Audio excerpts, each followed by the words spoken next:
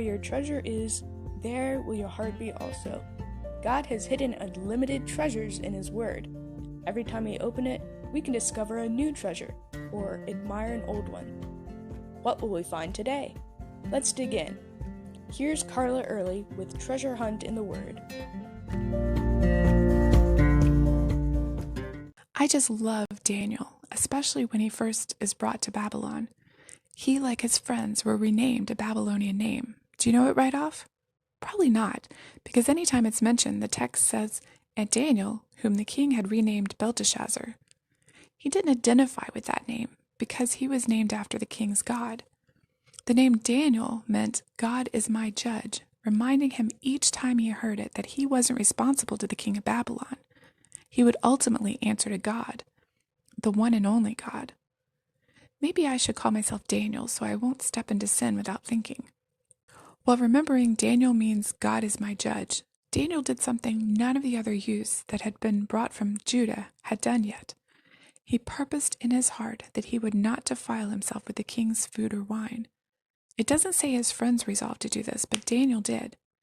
It seems like a small thing, but when you stand up for something you know is right and do it respectfully and graciously, like Daniel did, you will not just be standing up, you'll be standing out, shining your light. When you politely decline alcoholic beverages and say, "I don't drink," and have a soft drink or water instead, you stand out. When you don't laugh at a dirty joke but walk away instead, you make a statement. And then you create a platform that others who have similar values and beliefs can climb onto with you, as it seems Daniel's friends did with him. Do you know what their Hebrew names were? Everyone remembers Shadrach, Meshach, and Abednego, but those were their Babylonian names.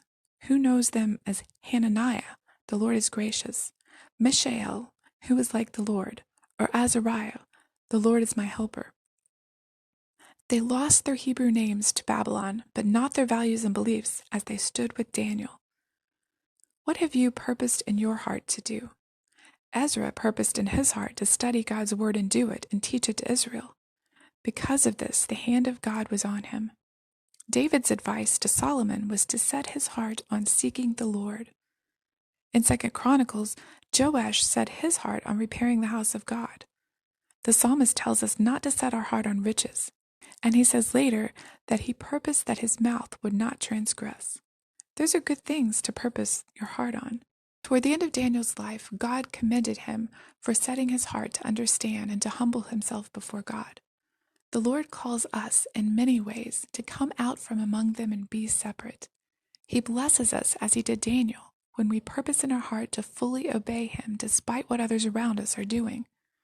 How is God calling you to be different from those around you? What do you need to set your heart on or to purpose in your heart to do today? I'd love to pray for you and with you about this. You can contact me at treasurehuntintheword@gmail.com. I'm Carla Early. Thanks for listening. And remember, where your treasure is, there will your heart be also.